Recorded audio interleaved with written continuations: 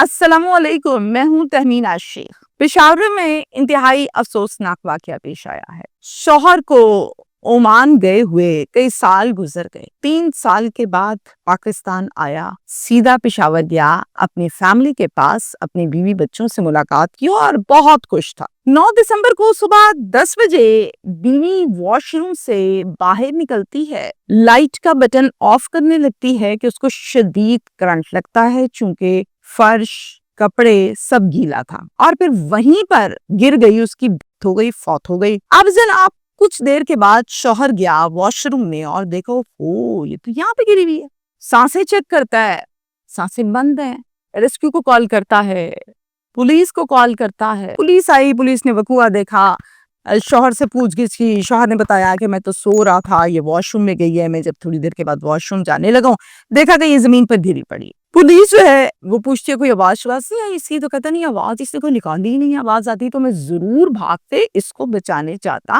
मैं तो एक अरसे के बाद वापस आया हूँ और मैं बड़ा खुश था अपने बीवी बच्चों से मिलने के बाद। वक्ती तौर पे पुलिस कहती है अच्छा ठीक है, ओके, पोस्टमार्टम नहीं कराती और ये समझ लिया जाता है बज़ाहिर कि हाँ हादसाती मौत है। लेकिन ये हादसाती मौत नहीं थी। यहाँ पर आता है बहुत बड़ा एक ट्विस्ट और उसी लम्हे एक स्ट्रॉन्ग एविडेंस पुलिस के हाथ लग जाता है जिसने सारे मंजर को बदल के रख दिया। वो मैं डिटेल से आपके साथ शेयर करूंगी कि वो एविडेंस क्या था। यह हादसाती मौत नहीं थी, ये तो था करंट, और करंट लगा लगा के मारा गया। शौहर ने इकबाल जुर्म कर लिया है, तफ्तीश हो चुकी है और बहुत कुछ इसने बताया। वजह अनाथ क्या है, इतने सालों के बाद खुश खुश आया और फिर ये वकुआ हो जाना, खुशियों में मातम कैसे हुआ, बात आपस में क्या हुई थी, वो स्ट्रॉन्ग एविडेंस क्या था जहां से बात खुली थी। पेशावर में यह अफसोसनाक वाकया जनाब पेश आया है और चमकनी में एक मोहल्ला है जिसे कहते हैं चुआ गुजर मोहल्ला, वहां पर यह वकुआ पेश आया है। फैमिली का नाम है इनामुल्ला खान और ये अपने घर के सरबराह हैं। इनकी बीवी का नाम है शबीना।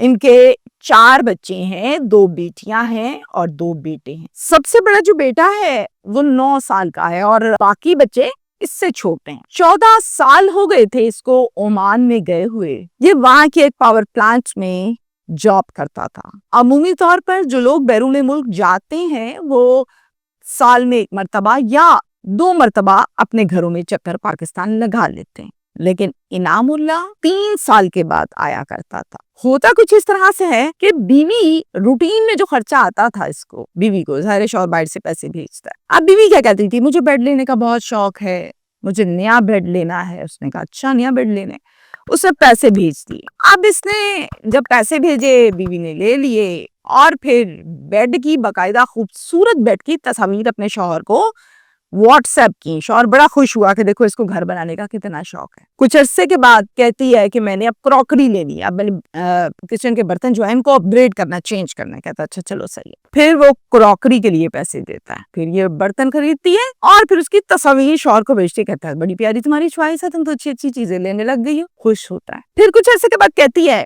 घर का पेंट सारा खराब हो गया है, मैंने घर पर पेंट करवाना है, तो मुझे पैसे भेजें, घर अच्छा नहीं लग रहा। शौहर कहता है मैं भेज दूं, वो भेजता है और फिर ये कलरफुल घर की तस्वीरें भी भेज देती है, व्हाट्सएप कर देती तस्वीरें। शौहर बड़ा राजी बाजी के मेरा घर ठीक ठाक खुशबाश बन रहा है, प्यारा लग रहा है और सब कुछ। अब जो इनामुल है ना, इसका इसी के मोहल्ले में एक बड़ा अच्छा दोस्त है और बड़ा पुराना दोस्त है, उसका नाम है अमजद। अमजद कॉल करता है इनामुल्ला को, कहता है यार कैसे हो, ठीक हो तुम, खैरियत से हो? कर बिल्कुल ठीक हो, तू सुना, तू खैरियत से है? हम तो परदेसी लोग हैं। तो अमजद आगे से कहता है नहीं यार परदेसी क्यों, मैंने तेरे से बड़ी जरूरी बात करनी है। इनाम यार तेरे घर में गैर आदमी कोई आता जाता है, रात के 2 बजे, कभी 3 बजे, कभी 1 बजे मैंने उसको अक्सर घर से निकलते हुए भी देखा है। इनामुल्ला कहता है यार तुझे कोई गलतफहमी हो गई है, ऐसी बात नहीं। कहता है यार मैं बिल्कुल ठीक कह रहा हूँ, मैंने खुद देखा है। कहता है यार मेरे घर तो कोई भी आएगा जाएगा, मेरी बेगम मुझे फौरन बताती है, लेकिन उसने तो मुझे नहीं बताया। कहता है अच्छा चलो मैं पूछूंगा। बात खत्म हो गई। फिर क्या होता है, उसके अंदर ये एक पॉइंट आ जाता है, एक जन्म ले लेता है नुक्ता कि क्यों नहीं बताया अगर कोई आता है। बीवी से ना पूछा, शक इसको पड़ गया, लेकिन इसने बीवी से नहीं पूछा, इसने अपने बेटे से पूछा 9 साल वाले से। उसको फोन पर कहते क्या हाल है भाई, ठीक हो? कहते ठीक हो। बात नहीं करते मुझसे? पापा करता तो हूँ। कहता अच्छा यार ये बात तो बता एक मुझे, कोई अंकल कोई आदमी आता है घर पे? कहता है नहीं पापा, घर पे तो कोई भी नहीं आता, घर पे किसने आना है? बाप कहता है अच्छा, फिर बता सोच के, कहीं ऐसा तो नहीं तू भूल गया है? कहता नहीं मैं भूला नहीं हूँ, कोई भी नहीं आता। और मुतमईन हो जाता है, ही इज सेटिस्फाइड, हाँ भाई वहम होगा अमजद का। अमजद को कॉल करता है, अमजद को कॉल करके कहते यार कोई भी नहीं आता, तुम क्यों ऐसी बात कर रहे थे? मैंने अपने बेटे से भी पूछा है। कहता है यार मैंने क्यों लगाना है इल्जाम, या क्यों तेरी लाइफ में प्रॉब्लम बनानी है, मैंने देखा तुझे बता दिया। चल ऐसे है कि अब आएगा ना तो मैं तस्वीर उतार लूंगा, मैं वीडियो बना लूंगा ताकि तुझे समझ आ जाए। कहता ये बात सबसे बेकार है, और फिर ये रैकी लगा के बैठ गया। कुछ दिन गुजरे, वो लड़का जो आता था वो फिर से आया, रात के 10 बजे आया, घर के अंदर दाखिल हुआ। अमजद ने सुकून से वीडियो बनाई, चूंकि रेखी लगा के बैठा था, और रात के निकला 2 बजे वापस 4 घंटे के बाद, और वो भी वीडियो बनाई और ठाक करके व्हाट्सएप कर दी अपने दोस्त को। इनाम को जब वो वीडियो सेंड की, डाउनलोड हुई, देखी तो तोते उड़ गए कि अमजद तो ठीक ही कह रहा था। फिर भी बीवी को कुछ नहीं कहता, और क्या करता है 14 नवंबर को अचानक से ओमान से वापस पाकिस्तान पेशावर आता है, सीधा अपने घर जाता है। और फिर बीवी जब देखती है इसको, है इनामुल्लाह आ गए, तो हकी बकी परेशान, चुप, ये क्या हो गया, आप अचानक कहाँ से आ गए? कहता है अचानक कहाँ से आ गए, तुम्हें खुश होना चाहिए, मैंने तो तुम्हें सरप्राइज दिया है। कहती ये कैसा सरप्राइज है, आप तो आने से पहले मुझे हर मर्तबा कॉल करते हैं, इस दफा क्यों नहीं की इनाम कॉल? कहता है तुम छोड़ो इन बातों को, इस दफा मैंने क्यों नहीं की और क्यों करनी थी, आओ अंदर चलते हैं। अंदर जाके घर की हालत देखी, घर की हालत तो वही थी जो सालों पहले थी, ना कोई नया बेड, ना कोई दीवारों पर पेंट, और ना किसी किस्म के कोई नए बर्तन। ओके, कहते हैं बेड की तरह भाई जिसके मैंने पैसे भेजे थे और तुमने तस्वीरें भी भेजी। कहती है अच्छा बताती हूँ, बातचीत तो कर लो, तुम तो आते सार हिसाब करने लगे, बताओ ना तुमने मुझे आने से पहले क्यों नहीं बताया। अब वो औरत कार्ड खेल के अदाएं मार मार के उसको बात को चेंज कर रही है। इनाम क्या कह रहे हैं, नाम कह रहे मैं सारा कुछ बताऊंगा, बेड की तरह भाई, पेंट की तरह दीवारें तो पुरानी है, कोई पेंट ही नहीं है, ना कोई बर्तन नजर आ रहा है, किधर इतना पैसा भेजा है तुम्हें? शबीना कहाँ है पैसे? कहती है घर में आपको पता है आग लग गई थी, मैंने आपको नहीं बताया क्योंकि आप परेशान हो जाएंगे, और फिर जो जो कुछ मैंने नया लिया था वो सब जल गया, और अब ये जो आपको नजर आ रहा है आपको पता है ये तो पुराना है, नई चीजें तो जल गई थी सारी। और फिर कहता है मेरी बात सुनो, औरत जितनी भी चालाक हो जाए मर्द से ज्यादा नहीं हो सकती। शबीना के कान खड़े होते, कैसी बात नहीं कर रहा है? कहता है वो लड़का कौन है शबीना जो आता है घर पे? ऐसे चौंक जाती है, कहती क्या क्या मतलब कौन लड़का है? कहता है रात को 10 बजे जो आता है और फिर रात के 2 बजे तो बाहर निकलता है, बता दो वो कौन है, क्या नाम है उसका?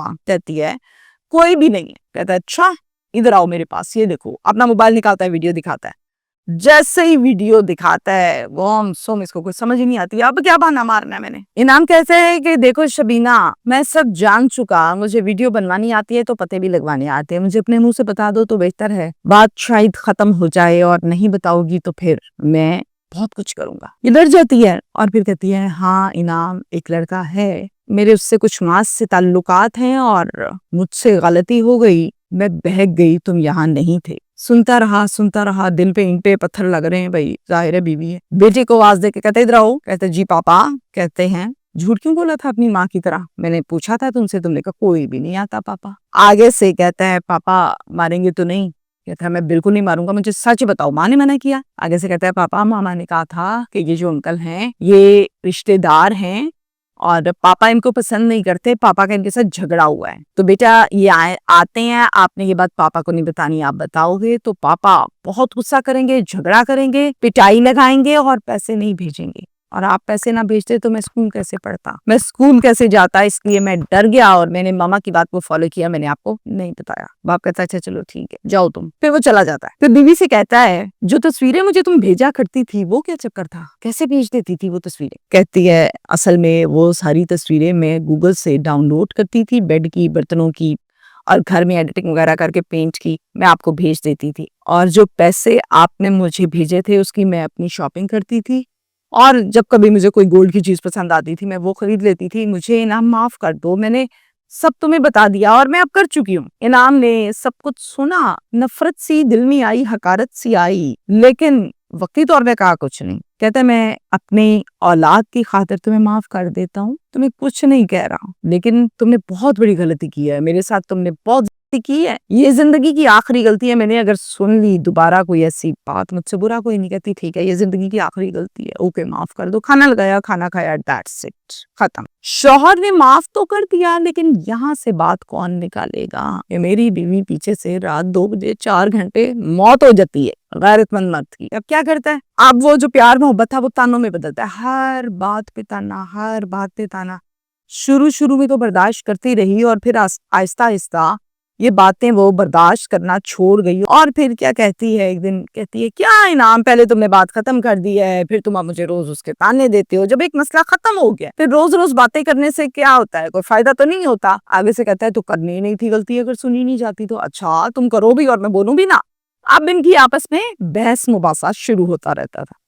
14 नवंबर को ये अचानक से पेशावर आया था, मैंने आपको डेट बताई। एक माह की ये छुट्टी थी, 24 दिन इसको आए हुए हो चुके थे, यानी अब 8 दिसंबर हो गया है, यानी 14 नवंबर को आया और 8 दिसंबर हो गया। वापस ओमान जाने की तारीखें आ रही थी, चूंकि छुट्टी सिर्फ 1 महीने की थी और 24 दिन तो गुजर चुके थे और अंदर ये चल रहा था, अब मैं जाऊंगा वापस, ये फिर से गप्पे मारेगी, फिर से न जाने क्या कुछ करेगी। और अंदर ही अंदर उसको ये चीज खा रही थी, दीमक लग गया था। वो क्या कहता है? वो कहता है आगे से मेरी बेटियां जवान हो रही हैं, तौबा मेरी बेटियों पर ना असर हो जाए, उसको ना लगा दे, माँ को ऐसे देखेंगी तो वो भी करेंगी। बहुत कुछ चल रहा था अंदर। तो फिर एक प्लानिंग करता है, और प्लानिंग क्या थी सुने। 9 दिसंबर की सुबह बच्चे रूटीन के मुताबिक अपने स्कूल चले जाते हैं। स्कूल जाने के बाद दरवाजा तसल्ली से बंद किया, शबीना को पकड़ा, अच्छे से बांधा, उसके ऊपर ढेर सारा पानी गिराया, खूब अच्छे से जब गीली हो गई बिजली की तार से करंट लगाई और लगा लगा के मार डाला। उसके बाद उठाई और उठा के वॉशरूम में जाके फेंक आया। 1122 को कॉल की, 15 को कॉल की। अब नफरी आई थी चमकनी थाने की, और वकुआ देखकर उन्होंने जब शौहर से पूछा कि ये क्या हुआ, क्या मामला है, तो इसने कहा कि जी मैं सो रहा था और करंट लग गया, ये मर गई है। मैं जब उठाऊं देखा इसकी सांसें नहीं चल रही थी, आप लोगों को फोन कर दिया, दैट्स इट। और फिर वक्ती तौर पे पुलिस ने कहा कि ठीक है जी पोस्टमार्टम नहीं करवाना। बच्चे से पूछा, ये है वो ट्विस्ट जो मैंने आपको कहा ना, एक स्ट्रॉन्ग एविडेंस हाथ आया। बेटा मामा पापा कैसे हैं? मामा पापा अच्छे हैं। बेटा आप कहाँ थे जब ये हुआ? अंकल हम तो स्कूल गए हुए थे। अच्छा बेटे ये बताओ कि मामा पापा आपस में झगड़ा करते हैं? कोई झगड़ा हुआ था? जी अंकल एक झगड़ा हुआ था। एक अंकल हमारे घर रात को आते हैं, पापा को किसी ने बता दिया और पापा इसलिए अचानक से यहाँ आए। पापा ने वीडियो दिखाई और मामा को मारा भी था और झगड़ा भी हुआ था। बहुत ज्यादा झगड़ा हुआ हमारे घर, लेकिन फिर वो बात खत्म हो गई थी। पुलिस ने कहा अच्छा बेटा, शाबाश, थपकी दी। सारी बात समझ आ गई पुलिस को, ये मसला है अंदर का। वहीं से इनामुल्लाह को पकड़ा, हिरासत में लिया, गिरफ्तार, पोस्टमार्टम करवाया। और का करवाओ जी इसका पोस्टमार्टम, रवाना कर दी। और फिर जनाब एक मुकदमा दर्ज हुआ और फिर आगे तफ्तीश शुरू हुई। अब ये सब कुछ जो मैंने आपको बताया, ये तफ्तीश के मुताबिक इसने पुलिस को बताया, जो हमने आपसे शेयर किया कि ये मामला था जिसमें इशू बना था। सवाल मेरा ये है कि जब इसको बांधा जा रहा था तो इस टाइम को चीखें नहीं मारी, भागी नहीं? पुलिस भी ये जानना चाहती है और अभी इस पर भी तफ्तीश जारी है कि इसने चीखे चीखे कोई नहीं मारी, मोहल्ले से किसी ने कोई शिकायत नहीं लगाई, या फिर इसको मारने से पहले कोई नशावर दवा पिला दी गई, गोलियां खिला दी गई कि इसकी आवाज ही नहीं निकली, ये बेसुध पड़ी थी, बांधा, करंट लगाया और खत्म। इस बात की तफ्तीश अभी जारी है, मोहल्ले वालों से भी पूछी जा रही है मजीद बातें, फिर जाके चीजें ये क्लियर होंगी। और साथ में मुलजिम से जब इस हवाले से पूछा तो मुलजिम का ये कहना है कि नहीं मैंने इसको कुछ भी नहीं खिलाया, इसकी आवाज निकली नहीं है। यहाँ तक हमारा आज का केस है। टाइम काफी हो गया तो मैं जरा शॉर्टकट सी बात करूंगी आपसे इस केस के हवाले से। हमेशा की तरह जो मेरा ओपिनियन है, मैसेज है, देखें एक बात को हमेशा जहन में रखें, जमाना कितना मॉडर्न हो जाए, कितना मॉडर्न हो जाए, इतना मॉडर्न कभी नहीं होता कि आपका शौहर ये बात बर्दाश्त करे कि आपका एक बॉयफ्रेंड है। अगर बॉयफ्रेंड नहीं है तो आपका शौहर ये बात बर्दाश्त करे कि मैं नहीं हूं तो गैर आदमी रात को घर पे आएगा, 4-7 घंटे आपके बेड पे या कमरे में बैठा रहेगा और जाएगा। ऐसा नहीं होता। जो औरत ये समझती है कि मैं गलत काम करूंगी तो किसी को पता नहीं चलेगा, मैं छुपा लूंगी, ऐसा भी नहीं होता। गलत काम का नतीजा हमेशा गलत होता है। आप लोग तमाम लोग फिर से तनकीद करेंगे इस पर। बहुत से लोगों को मेरी इस बात पर एतराज होता है कि ऐसा क्यों कहती हैं। शौहर या एक लड़का जब निकाह करता है वो शौहर बन जाता है। शादियां करके आप लोग खुद बाहर चले जाते हैं, बीवियां इधर किसके हवाले करके जाते हैं? क्यों जाते हैं आप लोग ऐसे? मतलब दीन तो इसकी इजाजत नहीं देता। अब इसका जवाब बहुत से लोग कहेंगे भाई मेहनत मजदूरी नहीं करनी, भाई रोटी नहीं कमानी, भाई इनके लिए ही जाते हैं, इन्हीं को पैसे भेजते हैं। सब दुरुस्त है, लेकिन शादी के बाद शौहर वहां, बीवी वहां, सालों साल फिर ये गुल खिलाई करते हैं। ये पहला गुल नहीं खिला, मैंने हजारों केसेस रिपोर्ट किए हैं। हर एक का मसला एंड क्या होता था, मेरा शौहर आता ही नहीं, मेरा शौहर आता ही नहीं, मेरा शौहर होता ही नहीं था, मेरी बीवी नहीं होती थी। ये मसाइल जन्म ले लेते हैं। इन मसलों का शादी से पहले सोचें भाई क्या करना है, फिर मामलात को आगे देखें ताकि ऐसे केसेस को दोबारा से फेस ना करना पड़े, हमें रिपोर्ट ना करना पड़े। अपना बहुत सा ख्याल रखें। Thank you.